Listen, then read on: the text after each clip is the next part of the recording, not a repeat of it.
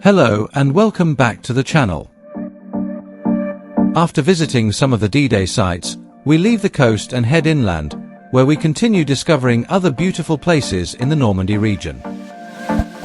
And if you like our video, do not forget to like it, subscribe and activate notifications so that you know when we upload a new video.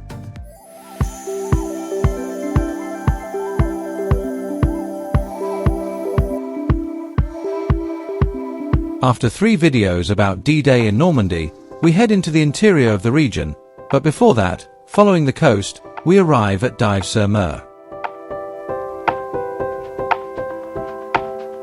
This town of about 6,000 inhabitants is situated at the mouth of the Dives River, and in it we find a couple of interesting places.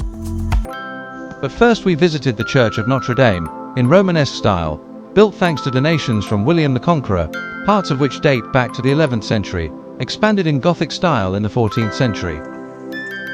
And inside which we find a plaque that commemorates the departure in the year 1066 from Dives-sur-Mer of the 7,000 or 8,000 warriors who accompanied William in the conquest of England. From the church, we continue our route down Paul Canta Street, surrounded by pretty houses and beautifully decorated with flowers, and in which we find many details on each house, arriving shortly at the Place de la République.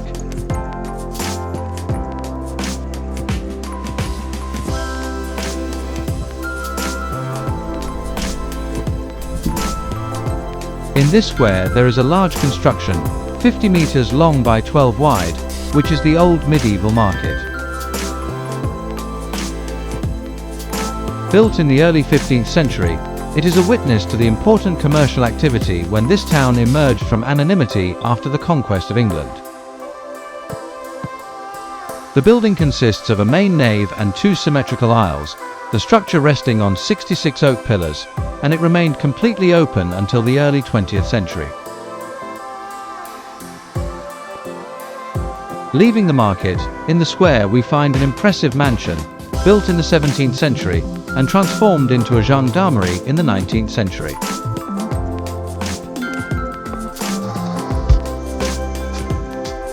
Very close to the square we find an interesting place, the village of art of William the Conqueror, an old inn situated on the road between Rouen and Caen, and which at the end of the 19th century, with the fashion of sea bathing, hosted wealthy clientele enjoying a period of splendor. Its owner, a great lover of art, elevated the reputation of the place by receiving many artistic, literary, and political celebrities, transforming the inn, decorating the Norman half-timbered buildings and installing stone sculptures from the 17th and 18th centuries in the courtyards. After entering freely, we can visit 3 courtyards, such as the Jacques Bracman courtyard, which housed the old stables, and is dedicated to the memory of the painter and engraver who kept his studio there for 30 years.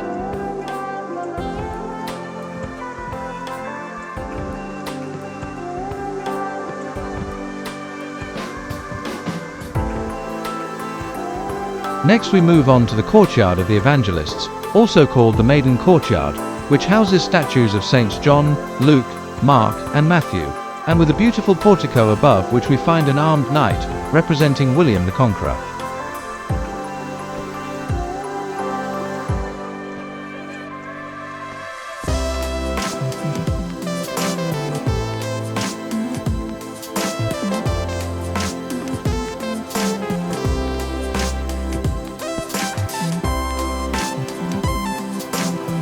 And finally we find the Louis XIV courtyard, where the tourist office is located.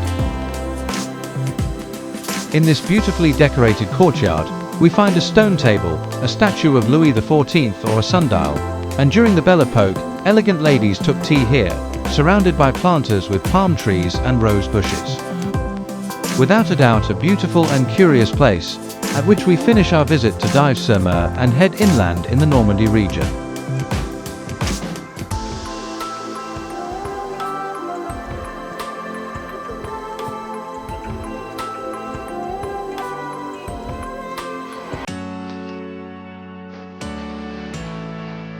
After a 15 kilometers drive along the road, we arrive at Beuvron-en-Auge, which is listed among the most beautiful villages of France.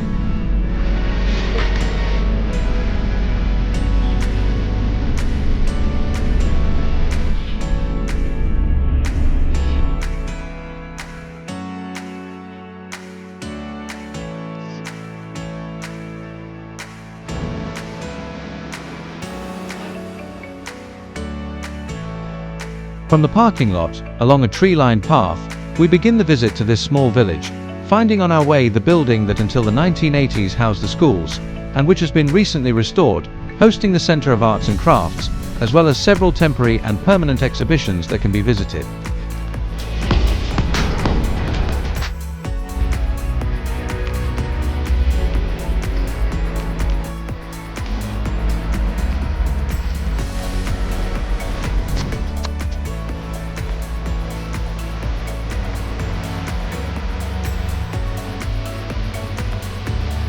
At the end of the street we find a large half-timbered house, a great manor house dating from the end of the 15th century, and catalogued as a historic monument in 1989.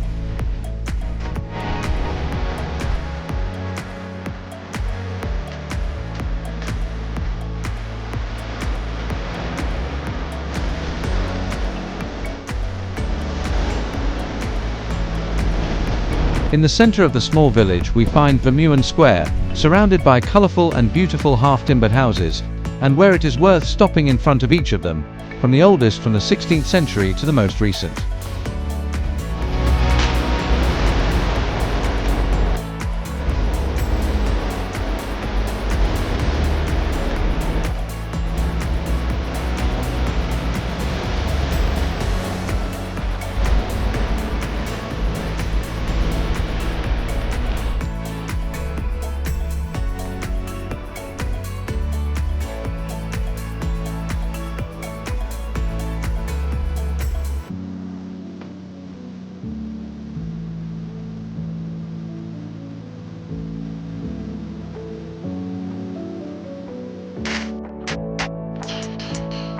From the north end of the square we can take a walk along the banks of the Doit River, which we cross by wooden bridges beautifully decorated with flowers.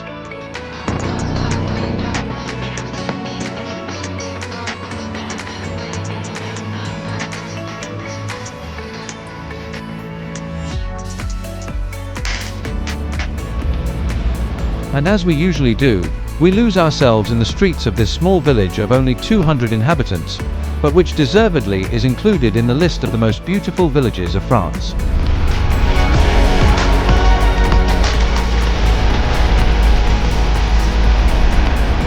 We leave Beuvron-en-Auge and head even more inland in the Normandy region, enjoying our journey with a beautiful sunset, arriving almost at night at Thury-Harcourt-le-Hom.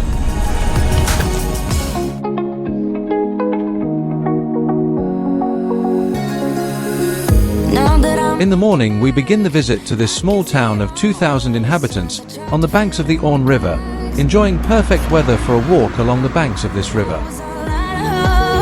Lost in an endless maze, the emptiness had afforded, just like a void, but you broke the coldness somehow and lit up a flame.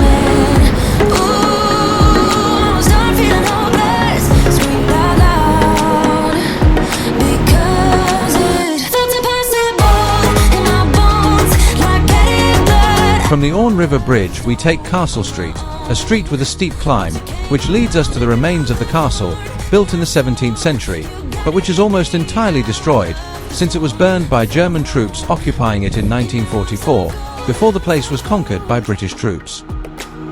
In your arms of gold, in your arms of gold.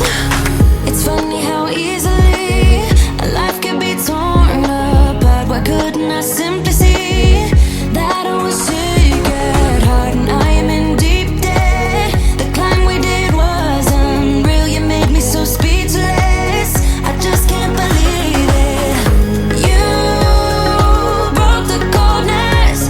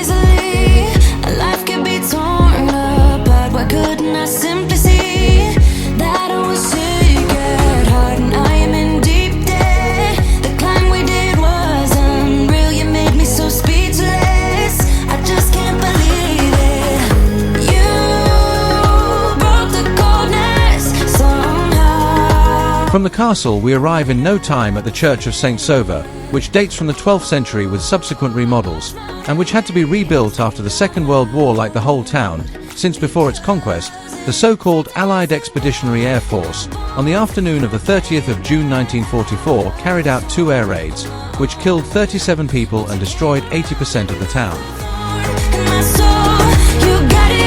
After the end of the Second World War, in 1948 the reconstruction of the town began, although apparently rebuilding the castle was not in the plans.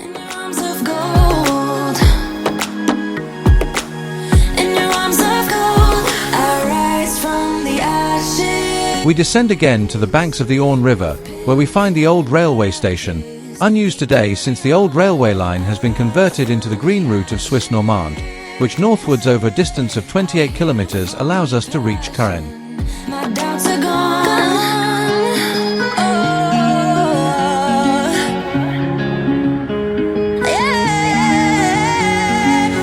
Felt impossible in my bones, like getting blood out of a stone on my own.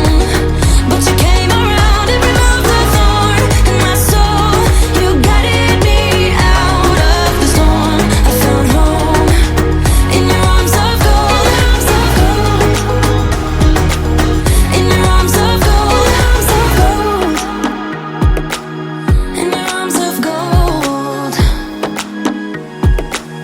In your arms of gold. I rise from the ashes with pins and patches. We carry on. I rise from the ashes. I heal from your passion. My doubts are gone.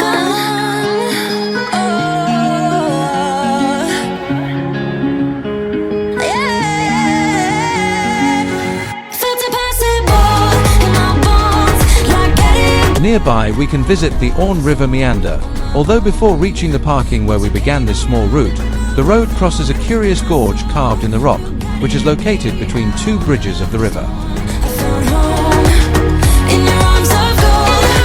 After the second bridge we turn left, and begin on foot a small but intense climb, which takes us to a viewpoint over the Orne River meander, and in which we find an explanatory panel, which guides us in the panorama of this beautiful natural spot, and invites us to continue discovering more places in Normandy.